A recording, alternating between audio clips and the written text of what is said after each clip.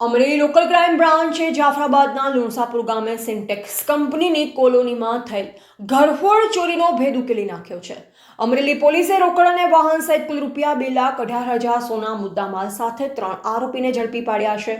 ગત તારીખ 9/8/2025ના રોજ આશિષ કુમારસિંહ ચૌહાણના બંધ મકાનમાંથી અજાણ્યા ચોર ઈસમોએ દરવાજાના નકુચા તોડી કુલ ₹11,32,619ની કિંમતના રોકડ અને સોના ચાંદીના દાગીનાની ચોરી કરી હતી. આ ઘટના અંગે જાફરાબાદ પોલીસ સ્ટેશનમાં ગુનો નોંધાયો. ભાવનગર રેન્જ આઈજીપી શ્રી ગૌતમ પરમાર અને અમરેલી પોલીસ અધિક્ષક શ્રી સંજય ખરાતની સૂચનાથી અમરેલી એલસીબી આ ગુનાનો ભેદ ઉકેલવા માટે તપાસ હાથ ધરી.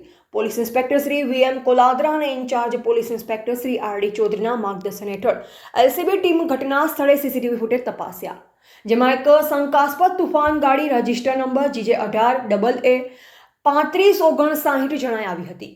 ટેકનિકલ અને હ્યુમન સોર્સની મદદથી પોલીસે ઘરફોડ ચોરીમાં સંડોવાયેલ 3 આરોપીઓ કુંદન વાલસિંહ ભુરિયા ઉંમર વર્ષ 28, કાલુ ઉર્ફે રાકેશ મેથુભાઈ ભુરિયા ઉંમર વર્ષ 22 અને પ્યારસિંહ કુંવરસિંહ બિલવાન ઉંમર વર્ષ 23ને ઝડપી પાડ્યા. આ ત્રણેય આરોપીઓ મધ્યપ્રદેશના રહેવાસી છે.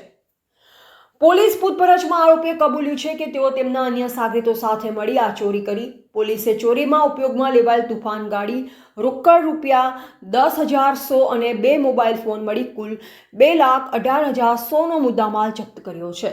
જો કે અન્ય 4 આરોપી હજુ ફરાર છે, જેમની શોધખોળ ચાલી રહી છે.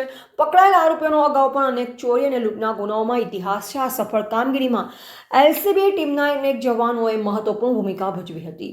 રિપોર્ટર બિપિન રાઠોડ, જિલ્લા બ્યુરો ચીફ, અમરેલી.